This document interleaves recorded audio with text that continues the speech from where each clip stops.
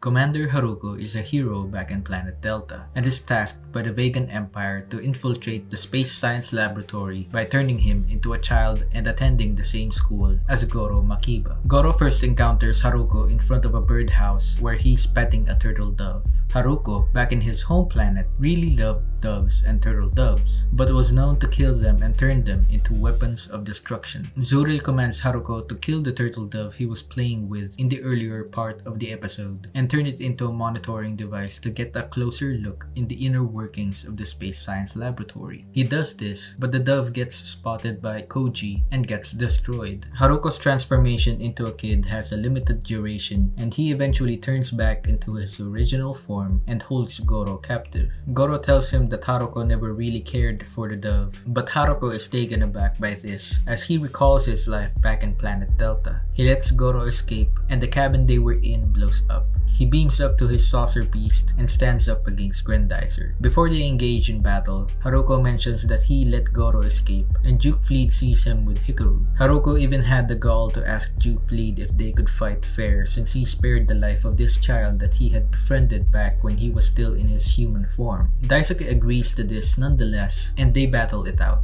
Haruko smiles in victory seeing that he successfully landed a hit on Grendizer, but the twist is that his saucer beast was the one that took a fatal blow, and he dies inside of the saucer beast as it explodes. Daisuke lifts his visor up, lamenting Haruko's death and pondering the idea that despite his love for doves, he found it in himself to kill them and use them as tools for warfare. Grendizer looks to the mountains, and a flock of doves fly by. Haruko is a complicated character to dissect. He is established early on in the episode as a man who loves doves and turtle doves, but when he is asked to kill one, well, he does hesitate for a bit. But in the next scene, the turtle dove has been turned into a robot surveillance drone. So the character trait and literal lore behind him contradicts his actions and decisions. He's even adorned by his people for using doves as his main weapon, and doves just hang around him all the time, which makes this episode a weirdly confusing episode to watch. But I liked it anyway because it generally gave me something to think about. Haruko reminded me of Genova M9 from episode 66 of Mazinger Z a little bit, especially in his fight with Grendizer, where he asks for a fair fight with him, but that's kind of where the similarities end. It's also questionable to even have sympathy for this particular character. Everything Haruko did is a contradiction to his supposed redeeming character trait. Sure, he gets stunned when he is forced to kill a turtle dove, but he's killed thousands and added another one as he turned the turtle dove from Goro's school into one of his surveillance drones. He lets Goro escape, but then uses that info to ask Duke Fleet to have a fair fight with him. So that kind of turns his one good act into a bad one because he eventually did it out of, what, honor? I don't really have a consensus for this one. This episode had the casings of a good story, but fell short because of bad writing. If they had shown Haruko sacrificing himself in some way instead of facing off against Grendizer, then maybe this whole episode would have been redeemed at the very least. Because remember, each new alien character that's been introduced so far in the series is a subject of being blackmailed into destroying Grendizer because their home planet is on the cusp of being invaded by the Vegan Empire. Mineo was forced to assassinate Duke Fleet because her entire planet's freedom depended on her success. Yara's planet was also on the line if he didn't follow the Vegan military's orders, and Nida, who was a resident from planet Fleet, is already a victim of the intergalactic invasion of the Vegan Empire. Planet Delta, on the other hand, is a prosperous planet, and Haruko is even made a hero by his people because he was able to defend his planet from Vegan attacks. So there's kind of no point in him falling victim to the Vegan Empire's clutches if it was established that he was a victor. His motives are driven specifically at the chance of glory, which he already has back in his own planet. So I guess Haruko never deserved to be called a hero in the first place. Those are my 2 cents on episode 29 of UFO Robo Grendizer. If you enjoyed this video, please leave a like and subscribe to the channel if you have not already. Hit the notification bell or the join button to become a member and gain access to future videos and members only content. This is Elmo's Universe, and I'll see you in the next one.